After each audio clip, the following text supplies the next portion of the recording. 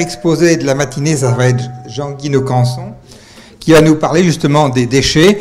Et je lui ai justement demandé de parler de l'absence de seuil d'exemption et des surcoûts gigantesques que nous est imposés à cause de la psychose de quelques becquerels. Donc voilà, Jean-Guy, tu fais le dernier exposé de la matinée. J'ai 5 minutes. Alors non, tu as 20 minutes. Tu as 20 minutes. C'est pris sur le temps de repas alors. On prendra 5 minutes sur le temps de repas. Bien, si j'arrive à ouvrir. Bien, je vais donc vous parler de la gestion des matériaux et des déchets. Pourquoi? Parce que je pense qu'à mon sens... Oui, je vais déjà l'approcher, ça ira mieux. Voilà, c'est bon. Donc, pourquoi plutôt matériaux et déchets? Parce que ce qu'on sort des installations en assainissement et en démantèlement sont beaucoup plus des matériaux que des déchets radioactifs. En moyenne, ce qu'on sort de nos installations, c'est de l'ordre de, je dirais, quelques dizaines de becquerels par gramme. Et quand on se met sur le centre TFA, je peux vous dire aujourd'hui que le centre TFA, aujourd'hui, en impact radiologique, c'est 14 microsieverts par an. Donc, ayez à l'esprit que 10 microsieverts par an, c'est une libération totale et inconditionnelle. Donc aujourd'hui, qu'est-ce qu'on fait? On stocke sur un centre nucléaire des déchets qui sont pratiquement pas nucléaires. Donc je vais vous parler rapidement de la gestion des matériaux et des déchets au CEA, peut-être un peu plus largement d'ailleurs que les déchets d'assainissement et de démantèlement. Quels sont les enjeux, les prises en compte des déchets justement dans nos projets et les objectifs opérationnels. Donc on a montré les deux phases d'exploitation d'une installation, donc la phase d'exploitation et puis derrière le démantèlement. Ces deux étapes sont, en termes de déchets, caractérisées essentiellement dans la première étape en phase d'exploitation par des volumes relativement faibles, par contre des activités importantes, et dans le cas contraire, dans le cas du démantèlement, on est dans la situation contraire, c'est-à-dire qu'on génère énormément de volumes de déchets, mais avec des activités très faibles. Donc vous sentez tout de suite que les activités d'assainissement et de démantèlement, c'est qu'on va produire énormément de matériaux et de déchets. Donc comment les déchets, comment les gérer ces matériaux et parvenir à un risque final où le risque résiduel est le plus faible possible pour le public. Donc les objectifs principaux, c'est d'établir un équilibre des flux entre la production primaire de déchets et de matériaux et leur évacuation. On vous a montré que ça a été un des problèmes sur Grenoble, où on générait énormément de volumes de déchets, et derrière, on ne pouvait pas les évacuer en ligne, donc il a fallu construire sur place des entreposages. Sinon, des entreposages, c'est un gros mot, parce que quand on parle d'entreposage, en termes de sûreté, ça passe pas, donc je dirais de zones tampons qui servaient à gérer justement ce flux. Il faut essayer aussi, et ça c'est important en termes d'assainissement et de démantèlement, de bien remplir les déchets qu'on envoie, c'est-à-dire non seulement en termes de densité, mais aussi en termes d'activité. Je vous ai donné les activités qu'on envoie, elles sont vraiment très très faibles. Et puis ensuite aussi optimiser le système de gestion des déchets, justement en favorisant les filières les plus adaptées en termes de traitement, de coûts et de maîtrise et de logistique.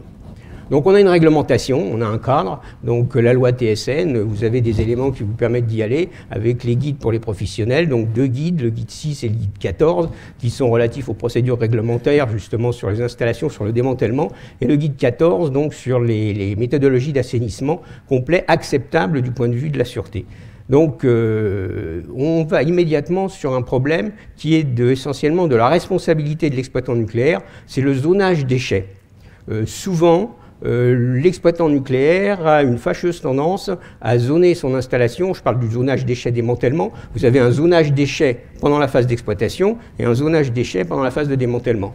A une fâcheuse tendance à zoner son installation en zone à déchets nucléaires pour s'affranchir de tout problème potentiel. Et ça a un poids énorme sur la gestion des matériaux et des déchets qu'on en sort, puisque si cet amphithéâtre ici est zoné en zone à déchets nucléaires, pour je ne sais pas quelle raison, même s'il n'y en a aucune d'ailleurs, réglementairement, tout ce qui va en sortir, c'est à minima du TFA. Donc c'est bien de la responsabilité de l'exploitant de s'affranchir et d'essayer de zoner, je dirais, le plus intelligemment possible son installation pour produire le moins de déchets de type nucléaire possible. Alors, vous avez ici une présentation du zonage déchets des installations avec tout ce qui est sous le contrôle de l'ASN. Donc, vous avez bien évidemment tous les déchets radioactifs, hein, depuis les hautes activités jusqu'aux très faibles activités, et y compris une frange je dirais, de matériaux qui sont issus de zones nucléaires, mais qui peuvent être valorisés. Un exemple parmi d'autres, des blocs de béton servant de protection radiologique pour la protection des accélérateurs avaient été zonés en zone à déchets nucléaires, mais derrière, bon, parce qu'il y avait le faisceau, il y avait le guide de faisceau, il y avait tout, et derrière, on a quand même ouvert des filières, donc on a cette possibilité d'ouvrir des filières. Alors, il faut trouver un industriel, il faut avoir l'accord de l'ASN, tout cela en totale transparence. Et ensuite, donc, on a ouvert des filières et les gravats issus du concassage de ces blocs de béton de protection radiologique ont été utilisés pour le remblayage des pistes à Charles de Gaulle. Donc, il faut aussi avoir à l'esprit l'ouverture de filières pour pouvoir valoriser, recycler et éventuellement traiter et stocker, même en conventionnel, stocker soit en déchets banals, soit en déchets spéciaux, stocker de façon à ce que ça coûte quand même moins cher. Je vous aborderai la question des coûts après, moins cher au niveau du projet de l'assainissement et du démantèlement. Alors le zonage déchets. Le zonage déchets, c'est quelque chose qui évolue en fonction de la vie de l'installation. Le schéma, il est un peu compliqué. En règle générale, ce qu'il faut retenir, c'est que dans les installations nucléaires, on a une fâcheuse tendance à produire du TFA réglementaire. C'est-à-dire qu'il n'y a aucune activité potentielle, mais que derrière, par confort, l'exploitant s'oriente vers une zone à déchets nucléaires. Un autre exemple type, à EDF, le secondaire à Bugey a été zoné en zone à déchets nucléaires, ce qui est complètement aberrant. Hein, donc derrière, ça génère des volumes importants, et ces volumes importants vont saturer avant l'heure le stockage des TFA. Aujourd'hui, le CEA, à lui tout seul, évacue de l'ordre de 30 000 m3 par an de déchets de très faible activité sur un centre qui était prévu pour 3 producteurs nucléaires, et donc nous, le CEA tout seul, génère toute l'activité. Donc il y aura vraisemblablement à terme un problème pour pouvoir évacuer ces déchets. Alors le CEA, le CEA il est face à des problèmes énormes, hein. On a tout un tas de déchets, je vous ai dit j'allais élargir un peu au démantèlement, enfin non seulement parler du démantèlement mais aussi des autres. Donc vous avez une idée ici de tout ce qu'on peut trouver à l'intérieur du CEA, donc des déchets solides qui sont très divers, hein, qui proviennent en ce qui concerne les TFA essentiellement du démantèlement, mais des déchets aussi de faible et moyenne activité. On a des liquides, on a des métaux, des alliages, on a des sources, c'est un gros problème d'ailleurs les sources, puisqu'on a plus de 500 000 sources, je crois, à gérer au sein du CEA. Donc on a des filières à développer, des filières qui existent, mais des filières à développer. Donc comment gère-t-on les déchets solides? Alors vous avez ici une image. En ce qui concerne donc les TFA, c'est mis dans des big bags, dans des racks, dans des casiers pour les métalliques, et puis c'est envoyé au centre de stockage TFA, donc à Montvilliers. En ce qui concerne les déchets de catégorie A, c'est-à-dire de faible et de moyenne activité avec des radionucléides à vie courte, donc on les gère en fonction de leur débit de dose, donc on a des déchets qui peuvent être faibles ou moyens. Ils sont en général, soit ils peuvent être broyés, ils peuvent être incinérés, bloqués dans des cendres, ils peuvent être mis dans des fûts pétroliers de 220 litres. Les déchets en vrac qui sont collectés sont mis dans des caissons, 5-10 mètres cubes.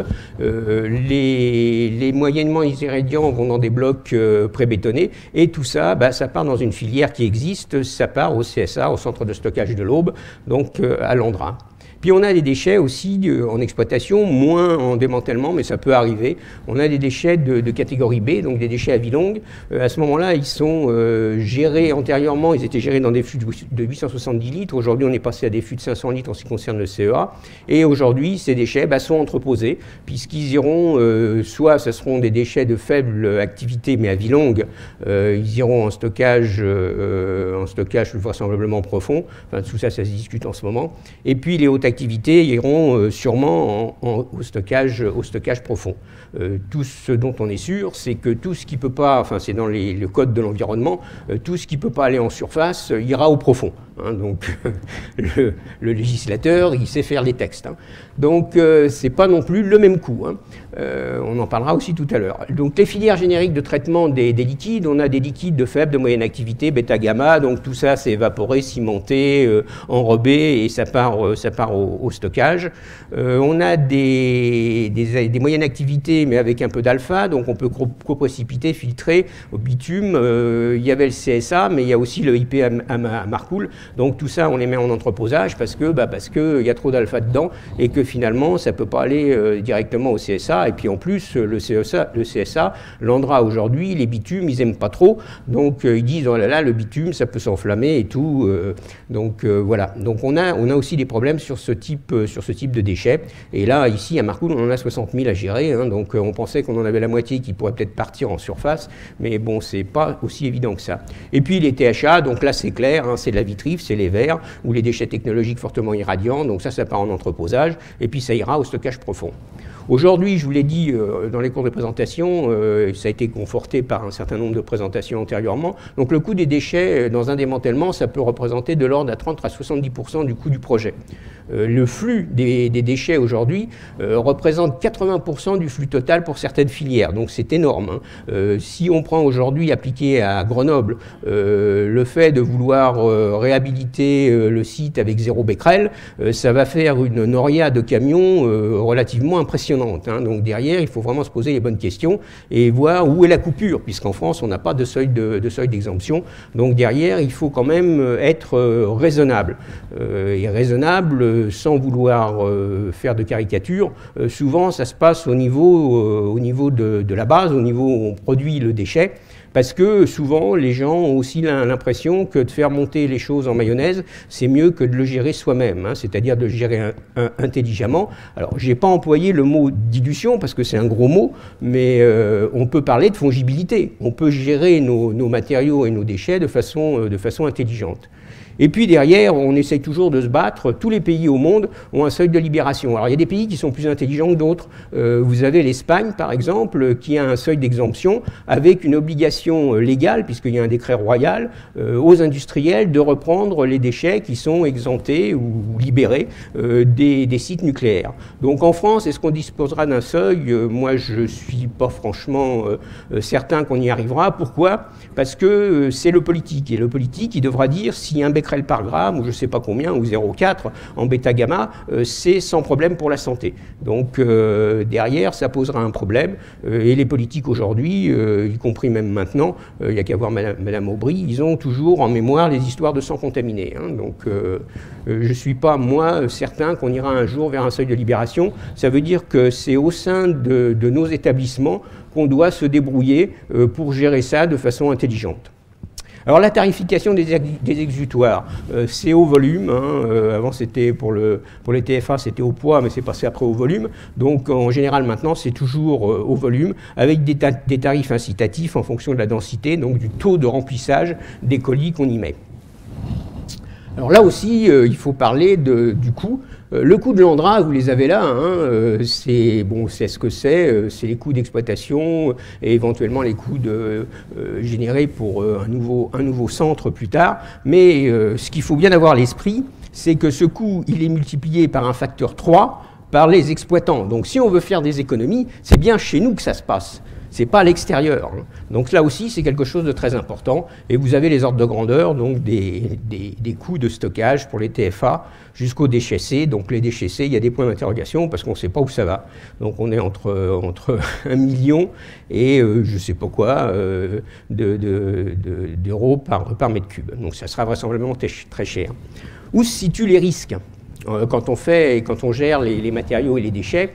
Les risques principaux, vous allez les avoir. Hein. D'abord, on fait un zonage inadapté, je vous en ai déjà parlé, donc basé sur un mauvais historique, basé sur une mauvaise caractérisation, puisque si on doit dire quelque chose aujourd'hui, vraiment les 3 choses importantes dans le démantèlement, c'est caractériser, caractériser, caractériser.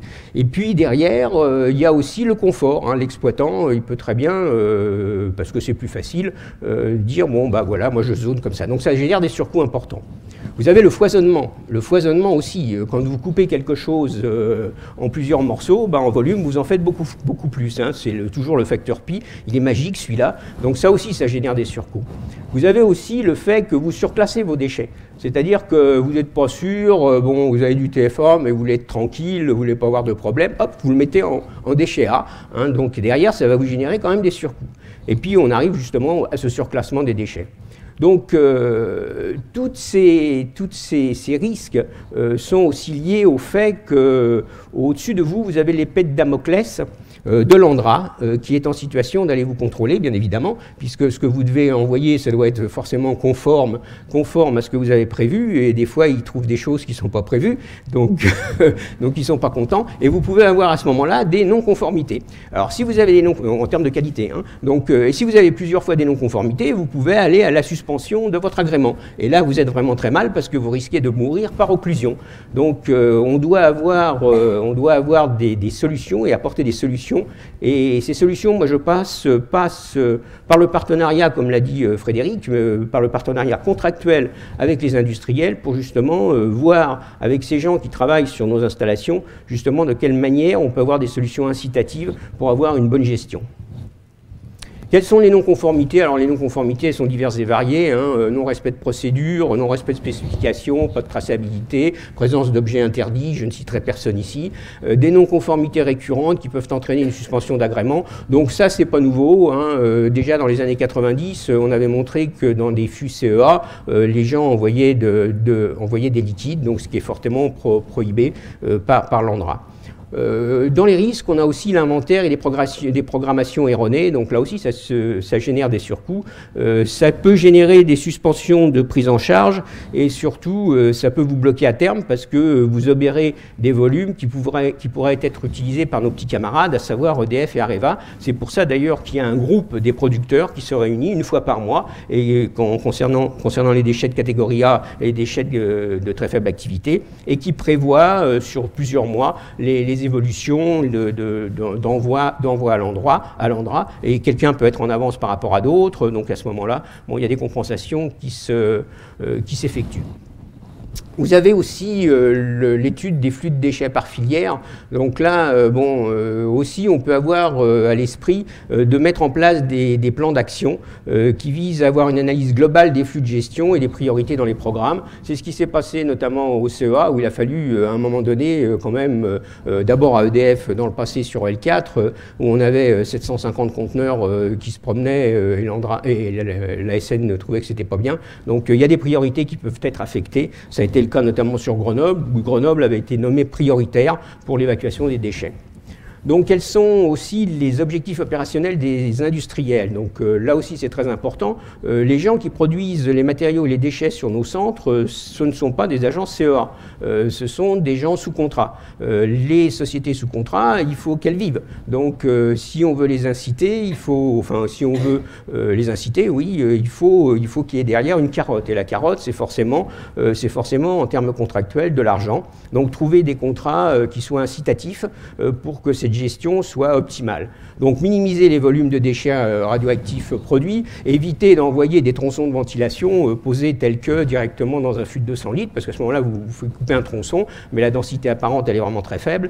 0,2, c'est pas terrible, alors que l'ANDRA nous taxe à 1,5, donc il faut réfléchir à ça. Donc trier les matériaux et les déchets en fonction des filières, pour éviter le surclassement, bien évidemment, densifier, optimiser le stockage, donc à la fois en masse, mais aussi en dosimétrie, respecter rigoureusement les spécifications de conditionnement. Donc on a des spécifications, donc il faut s'y tenir, autrement vous avez des risques potentiels de suspension.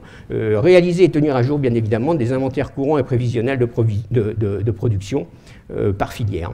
Donc on a des moyens, Les moyens, c'est les connaissances des filières et des coûts, la responsabilité des gestionnaires de déchets, les contrôles sur place, les indicateurs de suivi sur les déchets expédiés, et bien évidemment, comme je vous l'ai dit aussi, et ça j'y crois beaucoup plus, des mesures incitatives dans les contrats. Donc le contrôle final, ça aussi, ça génère des surcoûts. Pourquoi? Parce que quand on gère des effluents gazeux, vous avez une mesure, un contrôle à la cheminée, puis si c'est bon, on rejette. Pour les solides, on ne fait pas ça. pour les solides, on va aller tout contrôler. Vous avez vu les petits points bleus, les petits points rouges de ce matin. Et on a des seuils de détection aujourd'hui des appareils qui sont à 10-4 becquerels centimètre carré.